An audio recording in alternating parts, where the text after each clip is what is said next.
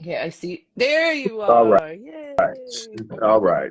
We got How it. are you, Mr. I'm Green? blessed. I'm Hi. blessed. Very good to see you. Thanks, Brian. Th- Thank you, Brian. Thank you so much. Technical difficulties. Always, Yes. always, always. How are Modern you? technology.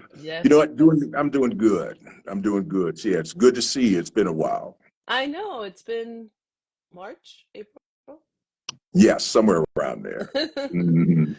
Well, welcome to our live, and I'll start all over with the introduction, and then we'll get right into the questions to start talking about your wonderful African American Studies curriculum and your journey into wanting to continue to make sure that um, we educate ourselves by knowing all of the amazing things that have happened throughout history, especially from African American studies. So today's live is themed Roots of Empowerment with Coach Tony Green and his advocacy for the continuation of African American studies. So today we'll explore the transformative power of education through the lens of Tony Green, a passionate teacher dedicated to African American studies. We'll discuss how his unique approach not only educates students about their history, but also fosters self identity and cultural pride, aiming to reshape perceptions and empower future generations. So, welcome everyone to a special live with Trura. Today, we're honored to have Coach Tony Green, um, a passionate advocate for African American studies and a dedicated educator with over 44 years of experience. Coach Green has been fighting to keep African American studies in schools, ensuring that all students not only learn about their history, but also develop a deeper sense of self identity and cultural pride. In this discussion, we'll explore his journey, the importance of ethnic studies, and how education can empower future generations. I read that twice, but that's okay. So, Coach Green, tell us a little bit about yourself, who you are, and how you became an educator. All right. Well, first of all, definitely thank you for having me. You know, it's really an honor and a pleasure, not only to work with you and Truer Magazine, right, but also to speak on behalf of Black studies, African American studies, and African history, because it's really the foundation of who I am. So, my actual name is Anthony Martin DePorres Green.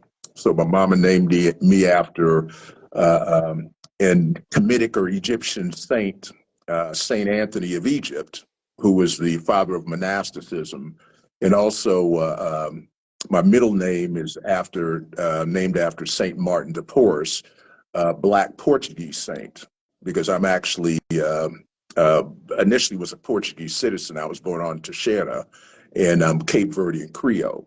So she combined both of them. So, and she pretty much raised me and my aunties and my dad raised me to be, a Black nationalist, or to definitely think in that direction, and look at, who we have been historically and who we are today. My mama went to FAMU, Florida A&M University, traditionally Black college. My auntie Akola, okay, went to Bethune-Cookman, was Florida A&M's rival, also a traditionally Black college, right? So my auntie Anacola, who is Black Seminole from Florida, um, was the family historian, and she passed that on to me after she became an ancestor. Myself, when I went to grammar school, I went to Flossin Elementary School in Vallejo, California, which is in the Floyd Terrace housing projects. And as a youngster, we had, very young teenage, I didn't realize it at the time, but Black Panthers come in and bring us breakfast and school us on African American or Black studies, at the time. So, I've been looking at this as as a foundation for a very long time. Definitely. Thank you for sharing that. So advocating for African American studies is a challenge in some states, as you've explained to me. How do you effectively advocate for its importance? Okay, well, I would like to, first of all, if you wouldn't mind, I'd like to Not at all.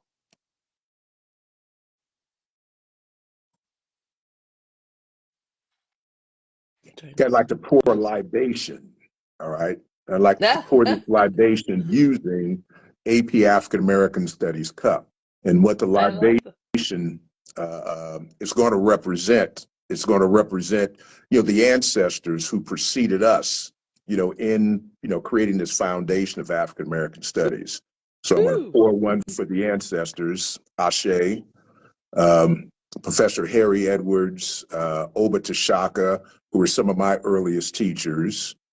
Again, I'm going to pour also for the elders, right, who set the Yes, foundation, yes. right, and a lot of the elders who are actually bringing this education. It's actually worldwide now, to a variety of students, around the world. We've actually moved outside of the United States.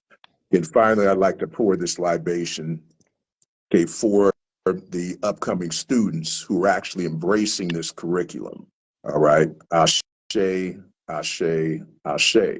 But I think the more that you introduce students, to the idea of a really complete version of history, the more they become interested in history, right? Because they understand their place and their role in the development of this country, Hmm. in the greatness of what it's become today.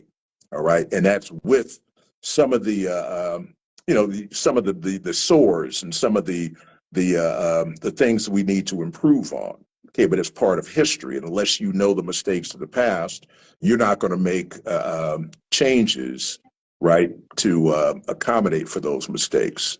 And so, I approach African American studies in that vein. I don't just teach it with the AP College Board course. I also teach it in U.S. history and world history as well, right? So and since I'm co-moderate the Black Students Union with my wife, okay, we teach it to the school, through our programming in there as well. And what strategies have you found to be most successful in keeping these vital courses in schools? I would say, you know, using the lens of culture, okay, which you do so very well in your magazine, right? Your articles are not just, a discussion of, facts and figures, right? You talk about how culture has played a way in developing, society. Yeah. So Yes. I find that if you look at history as a part of cultural studies, it's much more, the kids can acclimate to it much easier, right? So if you Definitely. use spoken word, if you use food, we do the gumbo Gumbo. project, and we do a soul food project, right? And you use music, and you use dance, and you use fashion, right? The students can more easily identify, with the study. And since people of African descent in the diaspora are the foundation of all those different principles, right? It really makes sense to the kids. 100%. And they gravitate towards it more because it's not just about reading, it's also, touching on, like you said, the food and the culture and the dance and the fashion. Um, where are you having the most difficulty adding your curriculum?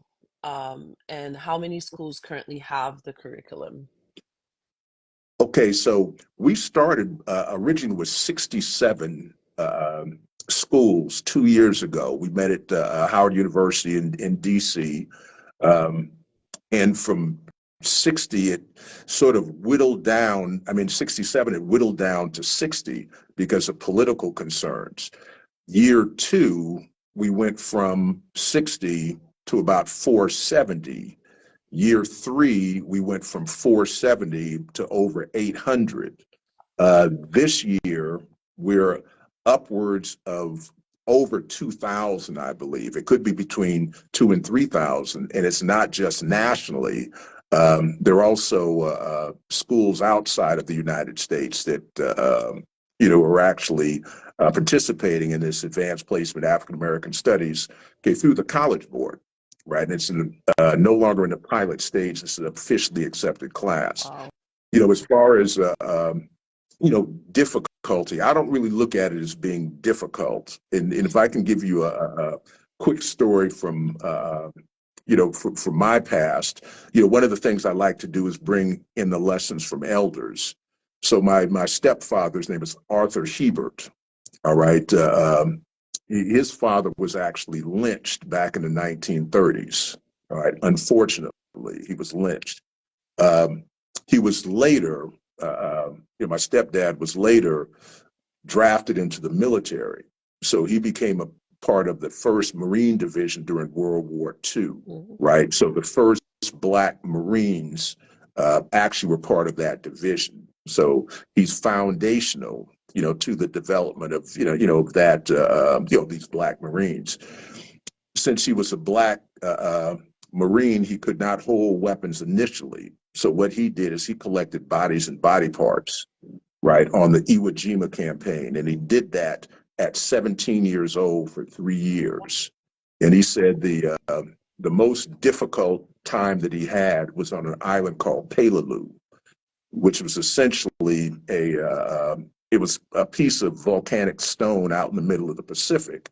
And he said that they were stuck, since there was no cover, on this beachhead for about 45 days, right? It was called Operation Stalemate. And what he did for those 45 days is essentially collect bodies and body parts. And one thing he said, the lesson he learned, is that whatever you do, you never, ever, ever give up, Mm. right? So I don't consider this difficult at all.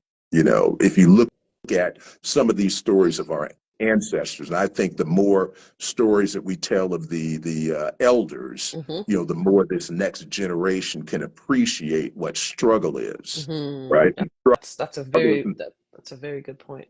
yes, I love how you implemented that within the question. And we do live in a world today where, you know, uh, maybe the younger generation or, people find things that they believe are difficult or struggles can't really be compared. And I I say this to always mention to nieces and nephews and younger people to say we are currently living in the best time possible. It may not seem that way, but because we have access to so much information at, you know, drop of a hat, we feel that, everything that's happened, all the wars and all the struggles that are happening all over the world, we don't realize in the present moment where we are and how we are living here, especially in the United States,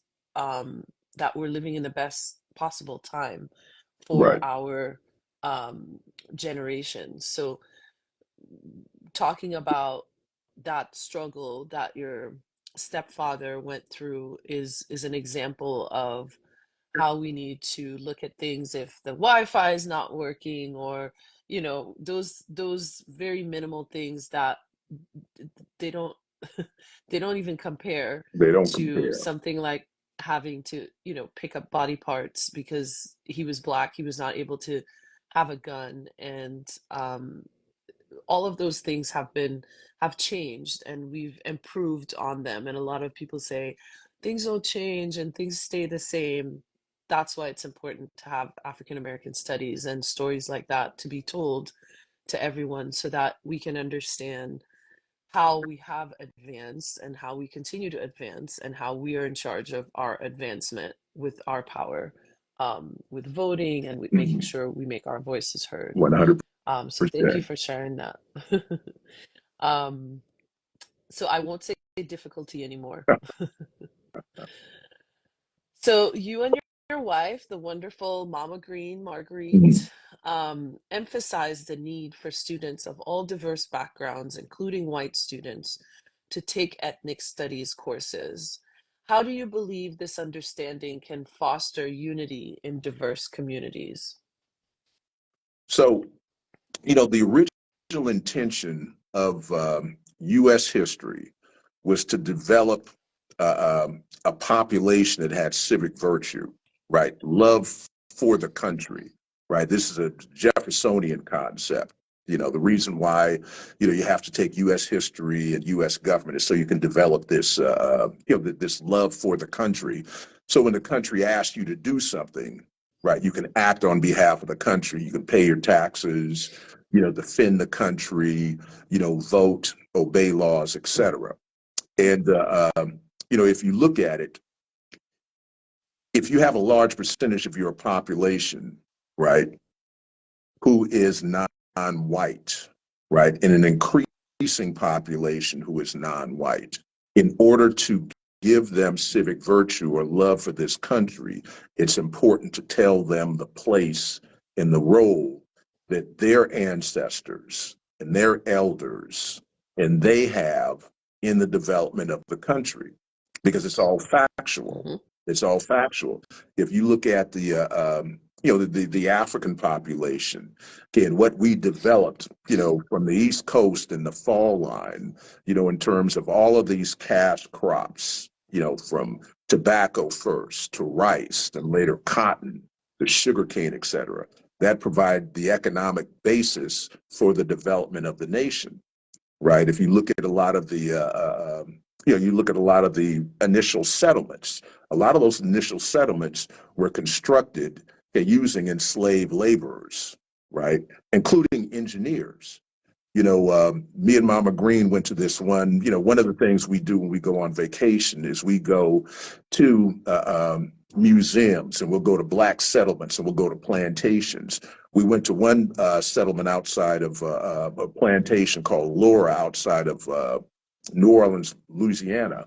It's a 3-story plantation. We looked at the slave manifest, and they had the values of each individual who was on that plantation. The most valued individual was an engineer who was valued at $100,000.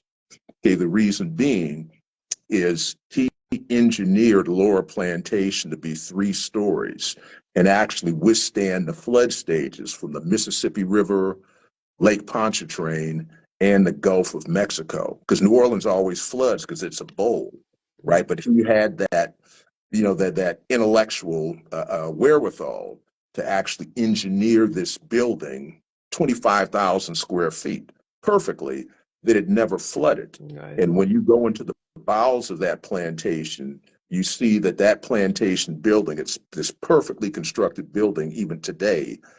They constructed it 25,000 square feet without using one nail. Wow. They came with this system where it fits together just like a jigsaw puzzle using pegs, right? Perfectly level and everything, So the value that we've added, to the nation it's incalculable.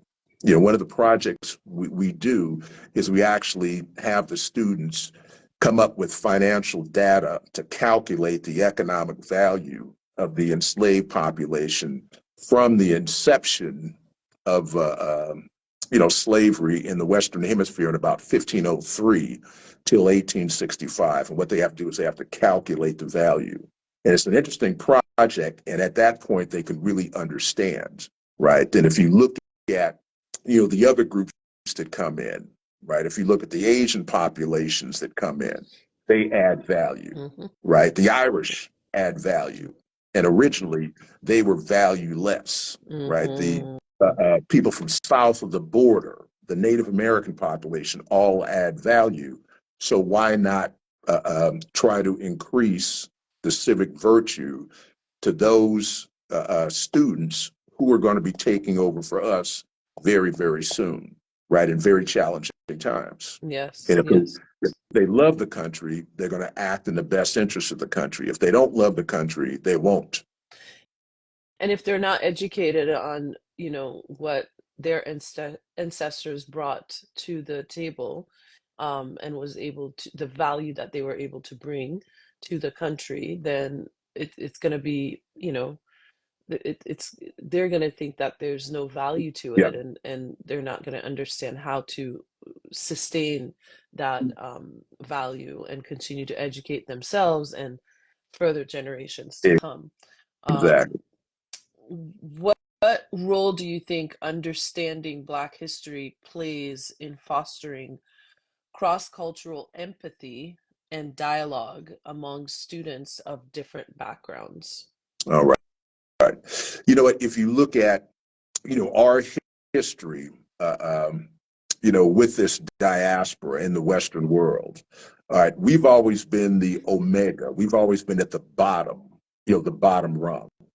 So if you truly understand who we are, right, and you truly understand our contributions to the Western world, everything else in history is going to make sense to you, right? So if you look at, we were considered, it's actually called Manichaeism. This scale of gradation based on skin color. It's this Zoroastrian concept. I don't want to get into the weeds too much, but essentially it said that you have two forces in the world. Okay, good is represented by white, bad is represented by darkness, right? And so that's one of the reasons that we were put into this place once European colonialism sets foot in West Africa.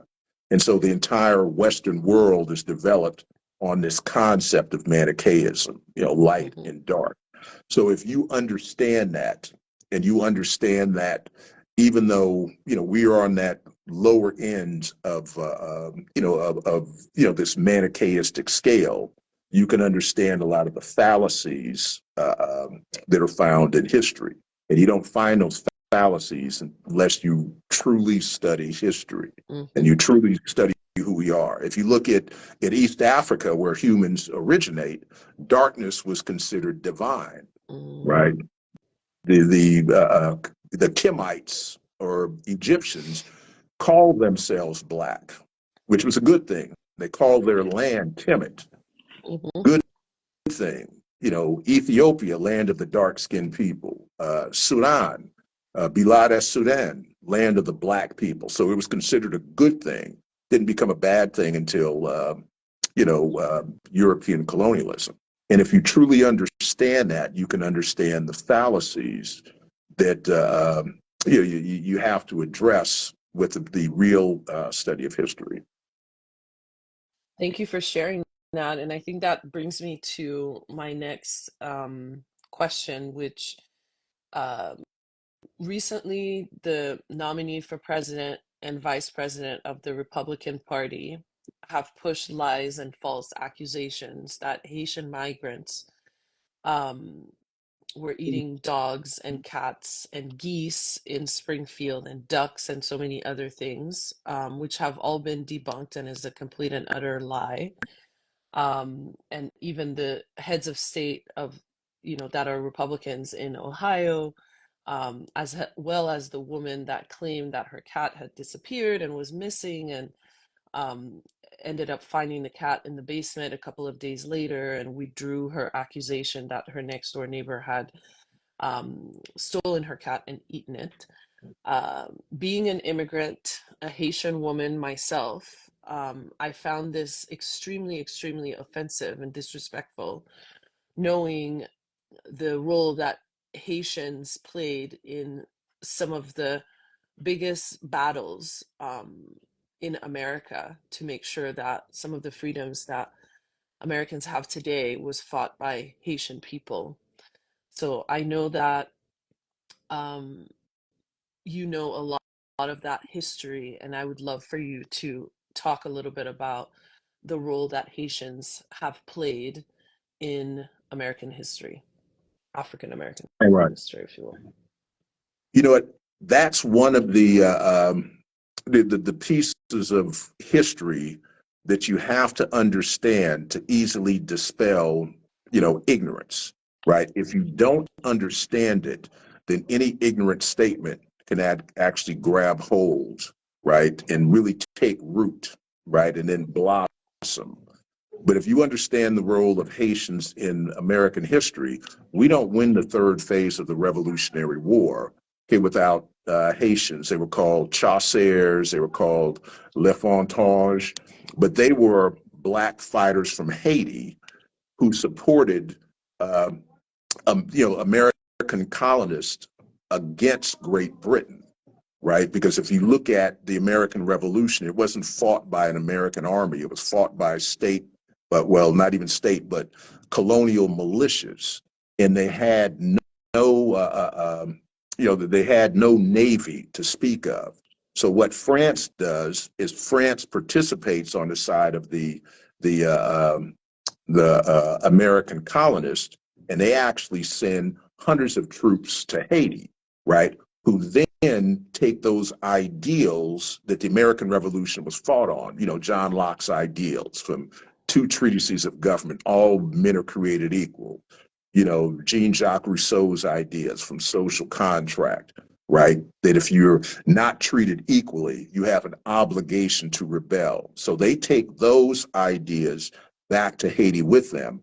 Then they set the foundation for the Haitian Revolution, right? Then I tell you the different thing about the Haitian Revolution is most people on the island of Haiti during that sugarcane process died within a 2 to 3 year period. Mm-hmm. So they were never they never fully developed that slave mentality, and they always considered themselves, free people, right? And when you transplanted those ideals that were the foundation of the American Revolution in Haiti, the rest is history, right? Haitian Revolution.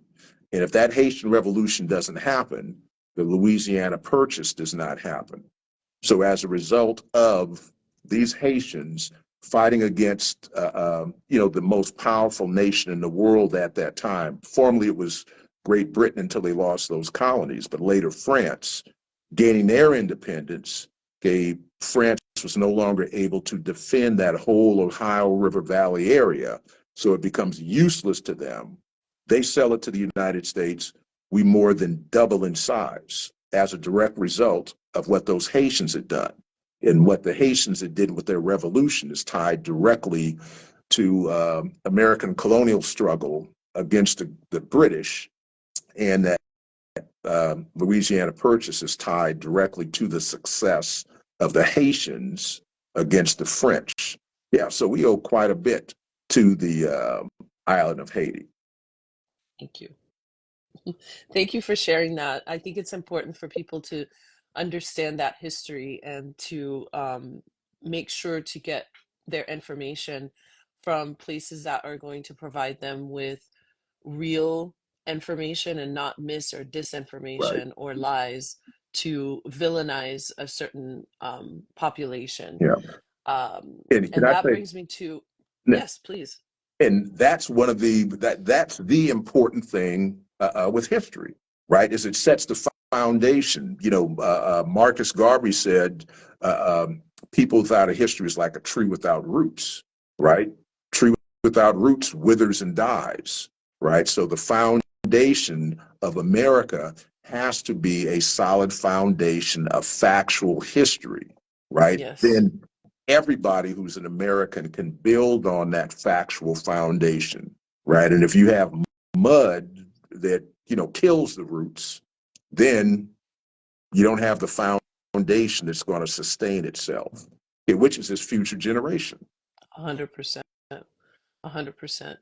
Um, what specific historical narratives do you feel are often overlooked in mainstream education?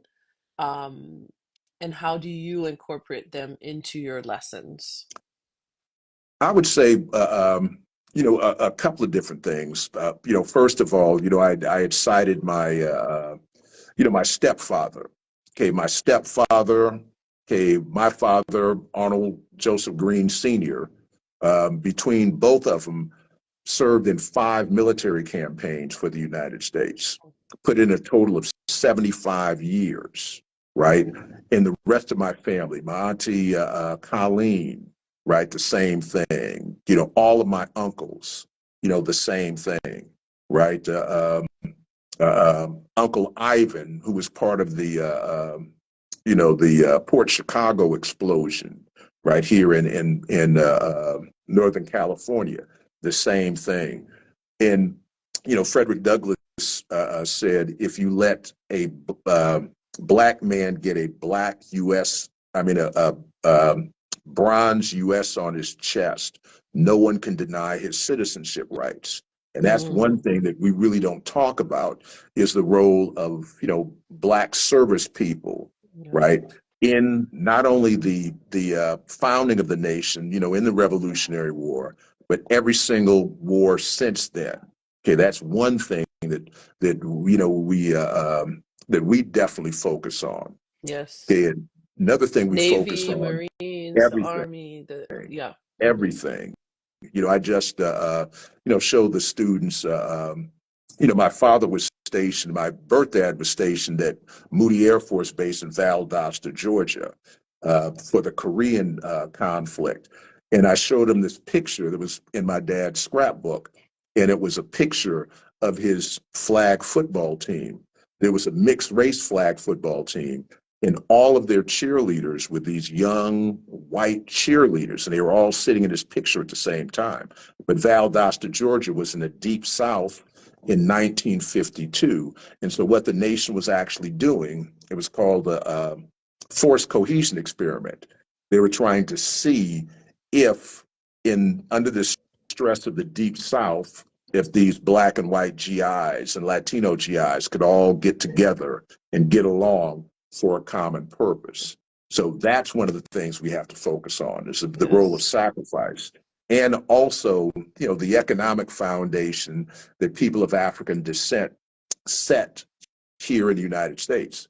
Okay, think about what would happen to the 13 colonies in 1619 if Africans who knew how to grow tobacco didn't come in, right? And what would happen to the Carolinas later if the Mindi didn't come in, who were experts at rice production, and to create what was called this Carolina gold rice, right? And what would happen in Louisiana? No sugar cane.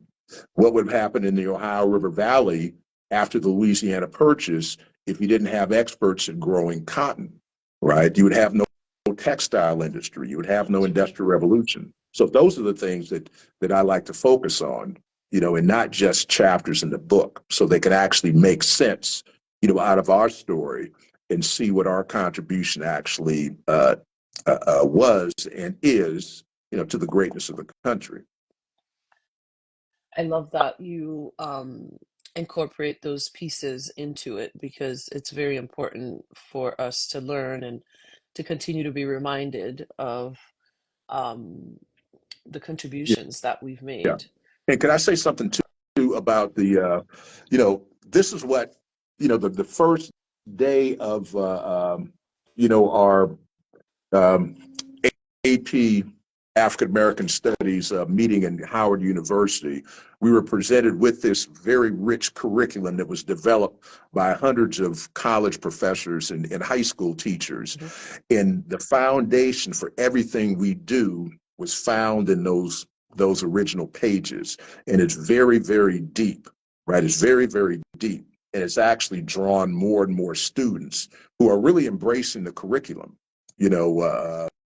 My class last year scored, multiracial. Well, in fact, you met the students at the gumbo thing. They scored Yes. an 87 percentile. Wow. Because they really got into the class, they got into the curriculum, and it made sense to them, right? And they worked together. And I think it's having it has a transformational effect on the school, because it passes down. Exactly. And I think that specific event you're talking about was the Johnny Mays Gombo, who Right. Mary Campbell started, and she has, I believe it's every other Monday of the month, at the townhouse in Emeryville, Yeah. where she serves this amazing gumbo. And during that event, she was able to educate the students on, you know, where the food came from, and how gumbo came about. Do you want to Right. tell them a little bit about that, Mr. Green? Yeah. The food aspect of things. Yeah. So one of the beautiful things about this AP African American Studies class is it's not just history, it's culture. So you're able to follow trends throughout history. One of the trends that we followed, with that gumbo project, which was part of our, larger redlining and gentrification field trip, is we look at the transference of culture from West Africa, to the Western Hemisphere during the diaspora, right? So we look at transference of hairstyles. How do we get that rice from the gumbo, from West Africa, to Western Hemisphere? We braid it in our hair, right? We bring it over very creatively. So those hairstyles were functional, right? And how do we get that same foods, those seafood and the meats from West Africa. It comes along the transatlantic slave voyage. So we bring it intellectually, right? And we find, if we're along the same line of latitude, we find the same types of foods and vegetables on the same latitude over here. So that became part of that lesson, that cultural transformation. We call it cultural Mhm. creation and cultural retention, because we retain that old culture, right? Yeah. And we take it further, and we use that gumbo, because Mary Campbell's gumbo comes from Louisiana, right? So that's her Yes. grandmom's recipe, and it comes along that southern rail route. It was called the Sunset Line during World War II, during the Second Great Migration. So that's how that recipe gets to West Oakland, right? It comes with, along that sunset line. So we actually start that in West Africa, and we bring it all the way to Oakland by looking at cultural retention and cultural creation. Houston. Yeah. Yeah. Yeah. Um, so yeah, if you guys ever get a chance, whoever's watching, the townhouse in Emeryville, Mary Campbell's Johnny Mae's Gumbo. I believe the next one is on November 4th, Mhm. and it's absolutely delicious. And Mary is spectacular at doing it. We also featured her and her story, and the story of how she implemented the gumbo into the townhouse, and brings that history with her family in our latest issue, our summer issue, actually. And her feature is called Stirring Up History. Mhm. And it's a beautiful story about her and the gumbo. So please go ahead and read that, and then go and support Mary And I'll tell and you how I met the Mary too. townhouse. Yeah. And so just how I met Mary. So, I'm a coach, like you introduced me as. I coached, everything, but we had this great girls track team, best track team in the nation. So Mary brought her daughter Demadria, Mhm. up to one of our team meetings one time, and I'm looking at these folks, and they're sitting in our meeting. I'm like, well, and this was Demadria. I think she was about 13 years old, and I'm thinking, what is she doing up here? And so she says that she wants her daughter to come up to O'Dowd. So Demadria comes up there, becomes an All-American, runs in college. Then her little brother Devontae comes up, you know, all same thing, number one draft pick in soccer, All-American in track and field. Then her little sister Mo comes up. And so they all three come up to O'Dowd. So we have this relationship. And one year, Mary's from New York.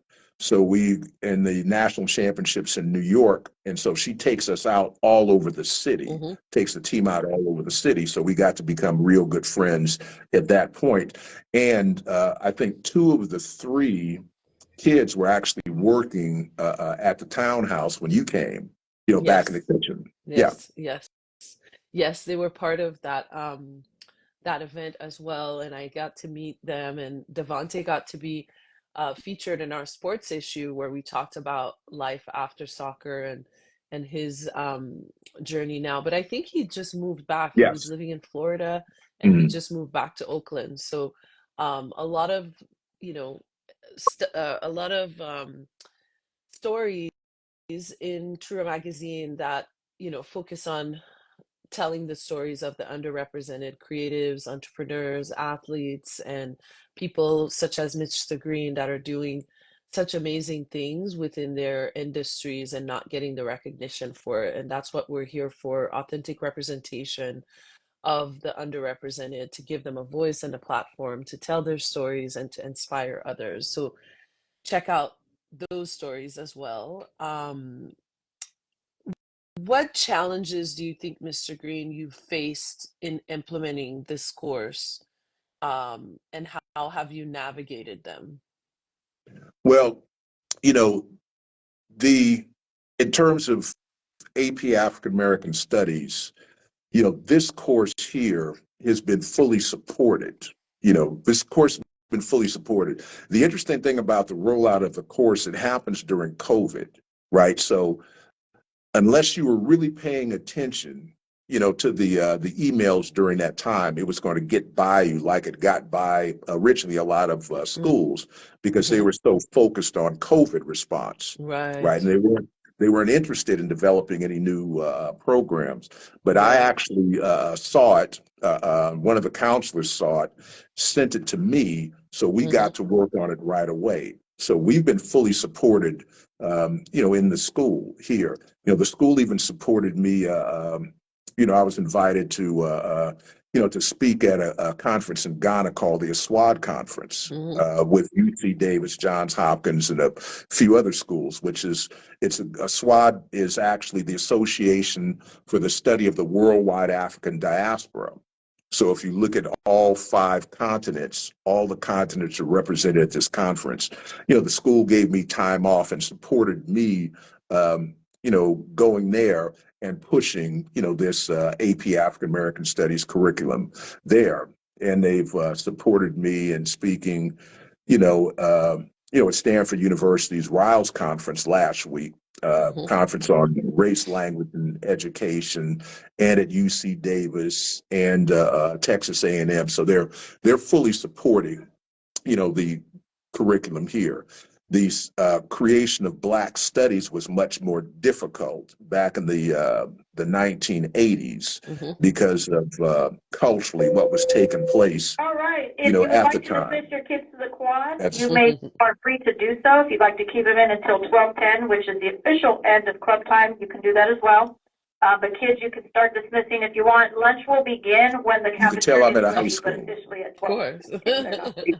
Thank you.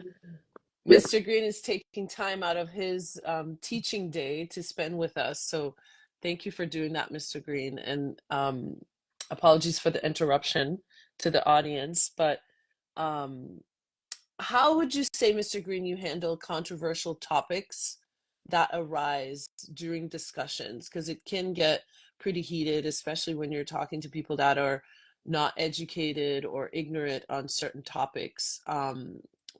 To ensure a respectful and open dialogue, how do you handle controversial topics to teach us and um, the next generation on how to stand your ground on the Mhm. things that you know are true, but to also be respectful and make sure you educate the people? Yes. So I would say this. I look at history, as being sort of an accumulation in a perspective based on things that have happened in the past. Okay, not good things that have happened in the past, but things that have happened in the past. Mm-hmm. So we actually meet any controversy or any potential controversy head on. And what I demand in the classroom is respect and respectful discussion. And, that's what I demand, and that's what I find in the classroom. Mm-hmm. The students are allowed to actually reflect and actually discuss their actually discuss, their their feelings openly, Mm-hmm. right? So Mm-hmm. I haven't really had that, haven't really had that issue. And we Okay. talk about, any controversial subject that you can think of if it's related to our curriculum. And in, and again, in AP African American Studies, you're going to, once you start that second unit, okay, which is about the transatlantic slave trade, it could potentially be controversial up through the third unit, which goes through the civil rights movement. But what you do is you also add in cultural pieces, right? So how did African Americans deal with, down times, creation of the blues, right? Creation of spoken word, the development of the Harlem Renaissance. So that becomes part of the study, and that gives the students a different way of looking at these controversies, right? Because you had a creative application of this study, amongst these Africans in the diaspora. Definitely. Conductor of Funk says Mr. Green is an icon to African American history. Absolutely, 100% agreed. Um, that's why when we met, we wanted to make sure we give him this platform to continue to tell his story and to really praise him and his continued support for what he's doing and to make sure people are aware. Can I So say thank you, Mr. something Green. about? Can I say something about the conductor of Yeah. funk? Yes, So please. that's my best friend. I've known him for 60 years. We grew up together, and he's a drummer, and he's actually a performer for a group called Confunction, which used to be Project Soul, which is interesting because they're part of our curriculum because they were the backup band for the Black Panther Party singing group called the Lumpin'. Wow. Yeah, so the Black Panthers had this band and Confunction. Back then they were Project Soul. They were their backup band. And there's a movie called Watch Stacks, which is a retrospect of the Watch riots. Okay, they are the house band for that movie Watch Stacks. So if you Wow. look up Watch Stacks, that band is them in the background. Wow. Always, you have such great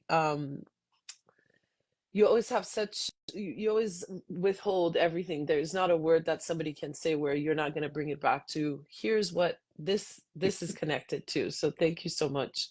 Um Cole's Jesse says, congratulations, Mr. Green. That's my mom, by the way. Okay. Tell her I said thank you. It's an honor. It's definitely an honor. Of course, of course. So in light of the challenges faced by Black communities historically and currently, how do you instill a sense of hope and resilience in your students? I see a lot of younger generation saying, there's no point in voting, my vote doesn't count, and things like that, because of probably what they've seen and how they really believe that the government doesn't work in their favor. How do you implement your curriculum and your experiences into teaching them how important it is to vote and how their voice always is important to let people know? I would say this, and that's one of the reasons why African American studies is so important, right? Because if you don't know the struggles, right, you don't know how long it's been since we were able to vote, okay, you have no appreciation for it.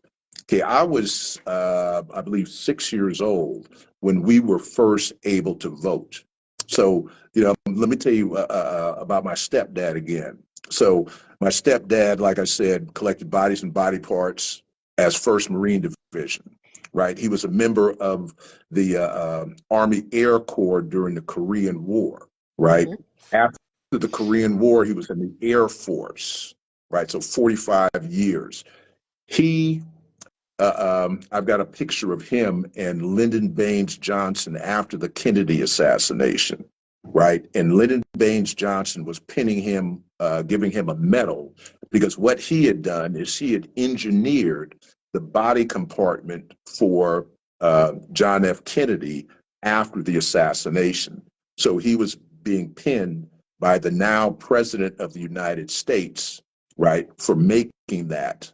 But, and this is the capper, he couldn't vote, right? Right? And so we go from that to the ability to vote in a 60-year period. We've only been voting fully for 60 years, right? And just the mere fact that you could voice your opinion like that, saying that you're not going to vote, is a tribute to those ancestors and elders who laid that foundation for you to even be able to speak up, right? Because if you look at that same young man or young woman back in the 1950s and 40s, they would not be able to speak up publicly like that. And it's because of that 60 years of, that struggle that your ancestors, that's why it's important, and we have elders come in all the time to speak. That's why it's important to listen to the elder's voice, right? Because it dispels any ignorance, because they can tell you exactly what happened, when it happened, and why you are in the position that you are in today. It has nothing to do with you, right? It has to do with those people whose backs that you stand on. But unless you teach the kids that, they don't understand. Exactly. The people that sacrificed for us to be able to be where we are today, and to be able to cast a vote, to make our voices heard. Right. It's so important for us to continue to educate the younger generation on how important it is. Let's see. So how important, Mr. Green, is collaboration in your work? How do you see partnerships and collaborations like this one with Trura and myself as a way to expand your impact and reach? You know what? I would say it's vital. I would say it's vital. We've had collaborations with PBS NewsHour. We did a presentation with PBS NewsHour. Collaborations with, the NCAA Black Student Athlete Summit. We've presented there, on the Comedic idea of Ma'at in the student athlete. We've collaborated with Stanford University, the Black Panther Party Project, the Riles Convention, University of Washington, at the point in which the Black Lives Matter movement was taking place.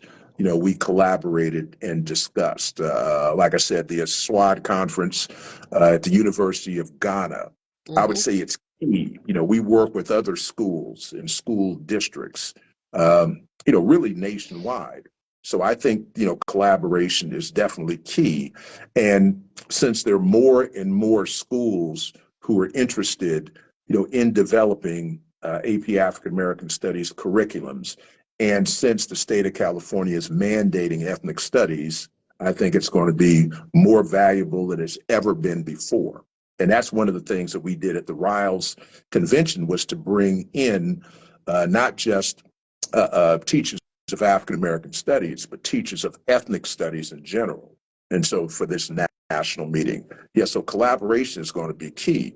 And one generation, right, taught properly, can change the whole dynamic of the country, right? So if you bring that generation through with a true understanding of history and culture, right, and a true development of civic virtue, everything can turn around in the country. 100%, 100%. And with, Trura wants to make sure that we continue to give this platform, to provide a voice to the things that you're doing and so many others that are not getting seen or mentioned in mainstream media. So with the collaboration with Trura, can you talk about your experience and how that has helped in any way? So I would say when Mary first introduced us, I hadn't heard about Trua magazine. When she introduced us, I started doing some research, right? And I started to look at the creativity and, the potential of what you're doing with this magazine, and my mind was completely blown, right? Because what Trua does is it looks at, Trua reminds me sort of a modern day version of the Harlem Renaissance, in terms of, the reach of the cultural pieces that you do and what you add in there. And you add in these important, these important pieces that deal with current events or history or news, okay, with these fashion trends that are actually contemporary, right? So it's not an old publication and it's not an old media.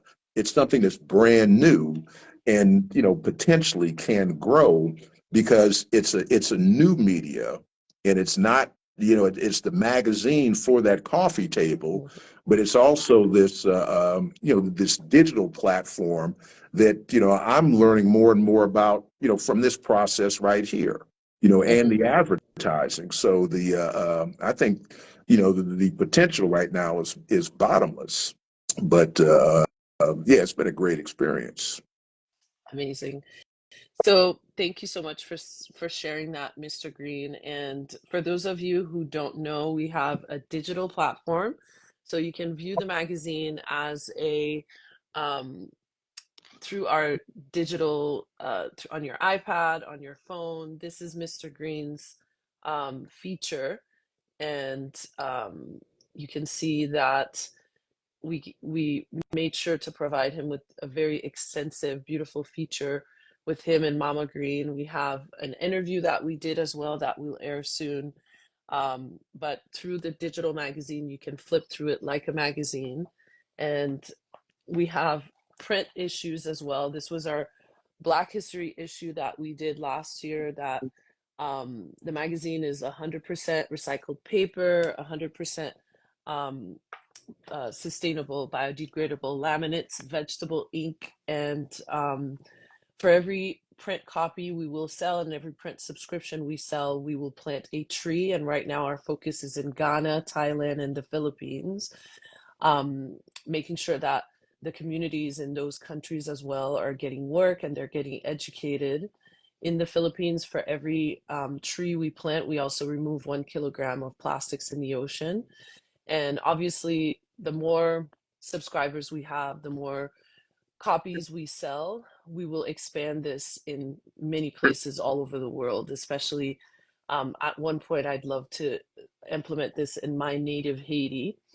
But as I said, we really take the time to focus on giving a platform to the underrepresented. So the reason why I started this was because I have a love for magazines. Growing up in Haiti, my dad was the ambassador to Haiti in Washington, D.C. and Mexico.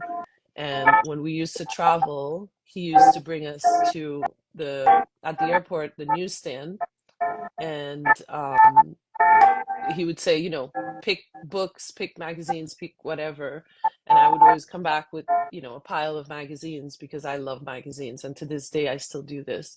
But what I found is that the magazines were always focused on celebrities and trending things. And when I had an opportunity to start my own magazine, I wanted to make sure that I gave an opportunity to the people that were not getting the recognition, such as the wonderful, amazing Mr. Green and so many others. So when you pick up a Trua magazine, not only are you supporting all of those amazing initiatives, sustainability, you're also supporting the work of many people that don't have an opportunity to be seen and featured. So help support us and help us to continue to give a platform to the underrepresented. A couple more questions and we will be finished. But after 44 years in education, Mr. Green, what continues to inspire you and keeps your passion for teaching alive? You know what? I would say each year is a new year, right? You have these bright, creative students that don't stop coming, right? So you think it's, well, hey, we're not going to get any better. But these bright, creative students, don't stop coming. Quick story about, a former athlete. I didn't actually teach him, but I actually coached him as part of a track team. He and his future wife as part of a track team called the Tony Williams track team. And this was like back in the 90s. And, coached against him. He coached, played on my team for a little bit. And so once he got out of high school, sort of lost track of him. Me and my son, David Green, who's a fire lieutenant here in Oakland, we went to a track meet in Sacramento. It was the Olympic trials, right? It was hot, June, and, very hot in Sacramento in June. So saw this guy with these long dreads over in the corner, and he had these ice chests, and he was peddling this water. And I like to support, young brothers struggling and working hard. So I drove over there, and, I stopped, and I'm like, Ryan. And I'm looking at this dude. I'm like, Ryan, because, now he's an adult with these long dreads. Mhm. And it was a guy named Ryan Coogler. And what he was doing is he was selling water so he could enter this film contest, right? And he used this money from this film contest, and he actually won the film contest. And he started to develop films, and the first film he made was called Fruitvale Station. Wow. Then he made a movie called, I think, Rocky II. Then he made a movie called, what was it, Black Panther. Then Wakanda Forever, and it was Ryan Coogler. But I had coached him as a youngster. And kids like this keep coming up all the time. Brian Tippins, who I had back in the 80s, is the vice president of Cisco Systems, right? And these kids keep coming through, right? And that's what keeps, pulling me back, because you see these bright, creative minds, and they continue to be as bright and creative as they've ever been, right? And so that's what really keeps me, enthused about it. Yeah, because I got the same, number of kids this year, and know that they're going to be, one of them is going to be the solution. Yeah. Right? One of them will be the solution. And in different industries too, like, might be film or fashion or music or beauty or, law or whatever it might be. Or like what you do with that magazine, a combination of all of the above. Yes. Right? Yes. Right? In Yes. that hardback and that digital format. And that's why I say it's sort of a new Harlem Renaissance, because that's what the Harlem Renaissance was about.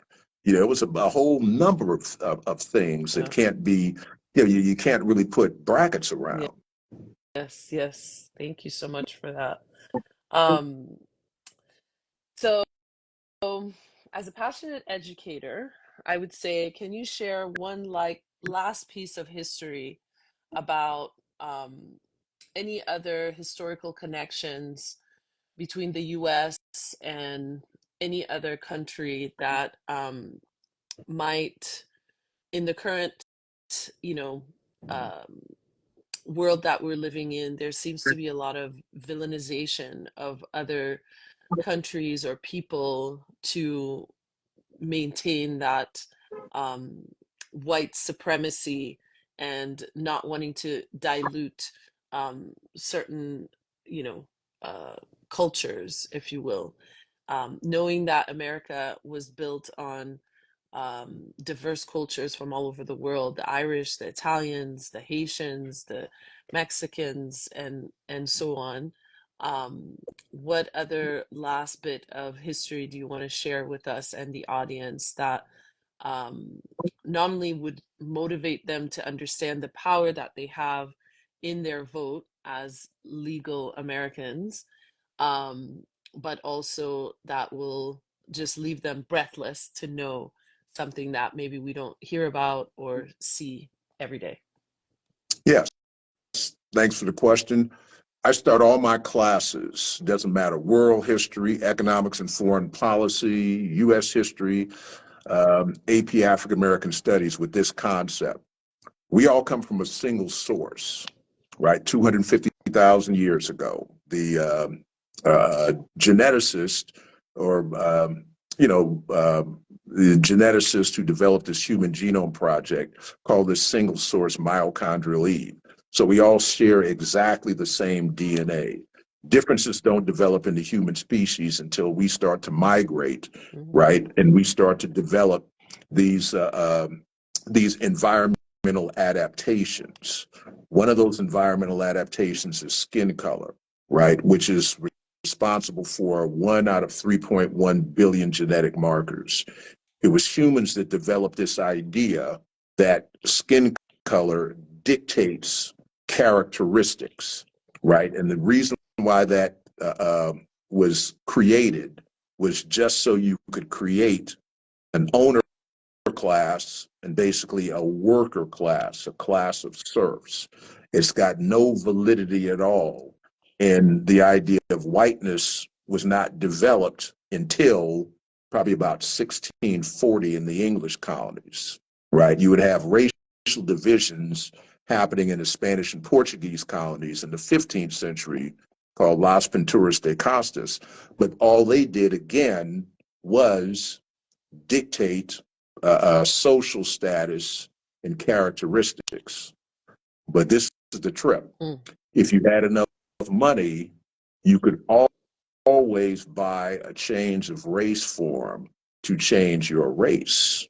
So what does race really mean? If you could actually buy your way out of, and a race in Latin America is going to be a different race in the United States. So what does it really mean, right? And so if we understand that, right, we should work towards the greater good.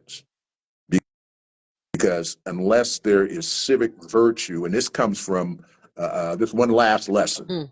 It comes from a book called Spirit of the Laws by Baron de Montesquieu. He's a person who develops a checks and balance system. But he says there's only been 3 kinds of governments created throughout history. First is monarchy. It's based on conferring titles of people of nobility. Second is a despotic form of government or a dictatorship that's based on brute fear. That's what we don't want to become. The third is the republic. And the strength of a republic is based on the civic virtue that citizens have in the republic. Because if they love the republic, they will act on behalf of the republic. If they don't love the republic, they'll act against the best interest of the republic. So we better teach the next generation to have civic virtue so they act on behalf of the republic. Then everybody rises. Yep. Everybody rises. Definitely. Tell them about Mahat. What does Mahat mean? So an Egyptian concept, M-A accent A-T. If you look at Ma'at, it looks very much like the Christian cross, right? So you got 4 90-degree angles, which equals a whole, right? 360 degrees. And basically the concept of Ma'at says, if everything is in balance, and Ma'at is this, this princess, god with a feather right on its head. And she has a heart in one hand and the feather in the other hand. And if there's balance, the heart and the feather should match. If you look at every single one of the 10 commandments and ideas of morality and ideas of justice and ideas of liberty, they're going to be embodied in the laws of Ma'at. And so that's the original foundation that precedes Western religion because it's Kemetic. So it's it's probably older than 6,000 years old, right? Western religions are about 2,500 years old. So this is the concept that essentially tells humans how to interact with one another in order to remain in balance. And that's what we should really aspire to. Ma'at. Yeah. Is there anything else you want to share with us, Mr. Green, before I go into my outro? Yeah. So AP African American Studies class, one of the books that we read is the autobiography of Malcolm X. We start with his chapter, which is the last chapter on Mecca, and what Malcolm X finds when he goes to Mecca and sees that all Muslims, those that submit to the God, are of every single nationality and hue that you could imagine, right? And he takes this trip in the 1960s at the height of Jim Crow, but he finds that he's getting along, right, and sharing fellowship, right, and sharing living space with people who here he considered white. But he says they're not white there because there's no idea of privilege. There's only equality, right? And he, the basis of his, the basis of his philosophy, is this idea that all humans are actually the same. And then he starts to look at the world differently. And I would say that should be our goal, right? We teach this generation to look at the world differently and look at the country differently. Okay, then things start to change around. But if you intentionally create divisions for power, right, it's going to damage the civic virtue. And in a republic, it's not going to work. It's not going to work. And the only republic, or the first republic in the history of the world to fail is Rome. And we don't want to end up like Rome, but that's exactly what happened. Yeah. Civic virtue was damaged. People decided not to work on behalf of the republic, and the republic falls. Yeah. Yeah. If you want to keep the republic, you have to work to keep it. And one of the biggest things that we have that our ancestors sacrificed for us is our vote. Yeah. So your vote counts. Make sure you understand your vote counts. Make sure you vote, register early, vote early, do your research and make sure that you're voting for your, not just for you, but also for, your elders and the next generation coming. So sustainability and all of these things, and make sure you vote for things that are important to you, but also, it's about community. It's not just about, tax cuts for a certain group of people, or it's not just, it's really about, you have to vote your conscience and you have to vote for your community. What is going to make things better for you as a whole? So keeping that in mind. And Mr. Green, tell them about the places that we visited during that great, that was part of your curriculum, actually, that field trip that we took with the kids. First, we started with the gumbo, and then we went to the Marcus Garvey Library, and then we went to the Black Panther Museum and the murals and everything. Tell them a little bit about that. We'll be sharing a little sort of mini documentary that's going to be created by Baidi Kamagate, who was our cinematographer that day and our videographer. And the photos that you will see throughout were done by Dante Blinks, and he is a native of here in Oakland, California. And want to make sure you guys are also aware of who you're supporting when you continue to support Trua, because we give an opportunity to all the underrepresented in all of those different industries to help them promote their products, their brands, their businesses as well. So Mr. Green, tell us a little bit about the trip that we took. Okay, so the title of the trip, and we've been doing it for a while, is called the Redlining and Gentrification Field Trip of North and West Oakland, sometimes South Berkeley. So first of all, we had one of my former students who's a professor at UC Berkeley, Dr. Brandy Summers Thompson. She's currently at Columbia University, but she's a professor of urban geography. All right, so What she did as part of our redlining project is she gave the students a lecture in class and shared some of her materials. So they created a foundation of understanding of what redlining was and how gentrification is tied into redlining. So what we did is we looked at what the geographic red lines were when we took our bus trip to West and North Oakland so the students could actually see what they were physically.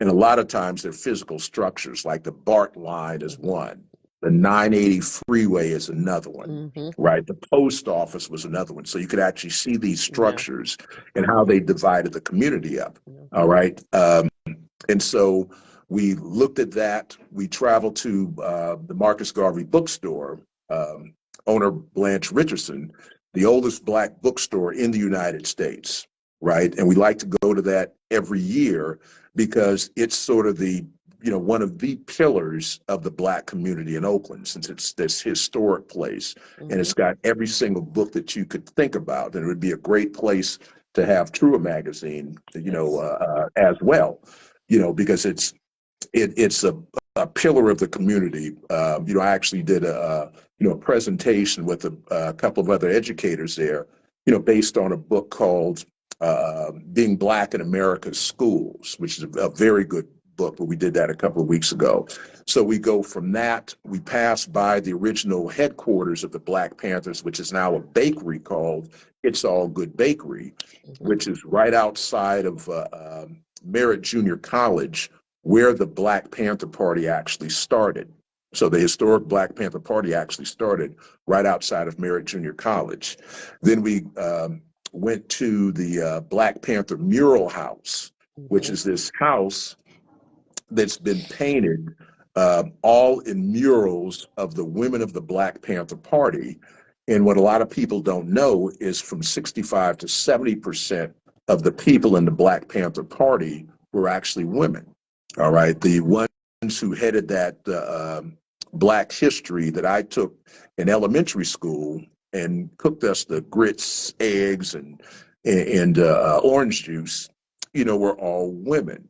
And so we visit this mural in this museum, and then we come back and we start to look at the economic effects, of redlining and gentrification. And we look at, so the kids have to calculate the home value lost.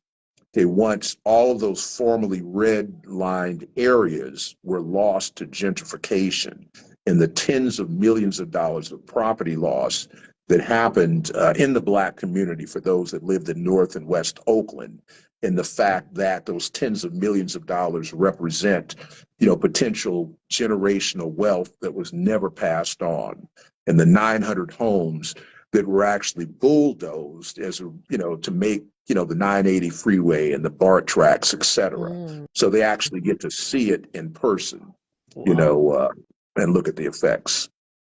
Yeah, that was a very enlightening for me as well. And I'm so grateful that we were a part of that. So thank you for having us. Yes, And definitely. well, let's go through some of the questions and comments that were made. I think the last one that I read was my mom. She says, I'm a Haitian and I'm Tristan's mom, okay? Um, Christina, who was one of the people that interviewed you for your article, she says, thank you very much for the work that you do, Mr. Green. Kevin Hinkston says, great to hear this history. And my mom again, I learned so much listening to you telling us true history. Conductor of Funk says, what challenges will this generation face as we teach history? Challenges that we face are more political than they are from the kids themselves. The kids are hungry, right? The kids are hungry, right? Some of their elders really aren't. Some of their elders are afraid of change. Yeah, because they grew up in an environment where certain things were learned, if you will, and sometimes it's the fear of learning something new or change, really. Fear of So change. definitely agree with that. How do we get this magazine on print and digitally? If you head over to trua.com, all the information will be there. There's a navigation button at the top that says magazine, and you can get digital, print. You can sign up for print. Right now, we're doing a wait list for our print. We have to reach 500 paid subscribers in order for us to launch the print. We currently have 9 paid subscribers and we have 8 waitlisted. So we need to get that waitlisted number up to, I think it's 465 that's left. So we need 465 people to sign up for the print waitlist. And then as soon as we have that number, we send out an email with a link for the payment, and then the print issues are launched and we can send them to you. And it's an annual membership for the print subscription. So head over to trua.com to take a look at that. For the digital, it's 75 cents for the first 4 weeks. And then we keep you updated and you get access to all digital copies for $6 a month. So head over to trua.com and you can take a look at that. Let's see. I can't read that one.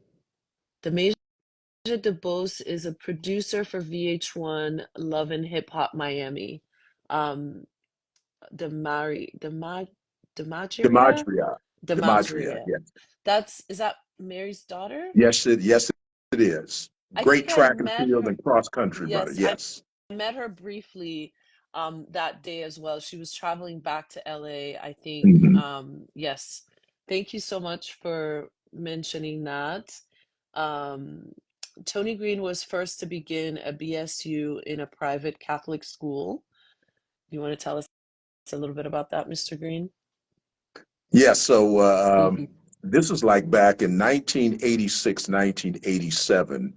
I had these 2 young women, Angelina Graham and Nari Williams, when I first came to school here, who kept hammering me to start this Black Students Union. And so they're the ones who pushed me to start it, like back in 1987. That's when we started. Then we had, Kim Papillon, who's a big legal advocate right now. And we've had more and more of these extremely successful young Black students involved, and young white students and Latinos as well involved in this organization. It really exploded, and that was the foundation for our first Black Studies classes. Were these students who pushed for this Black Students Union?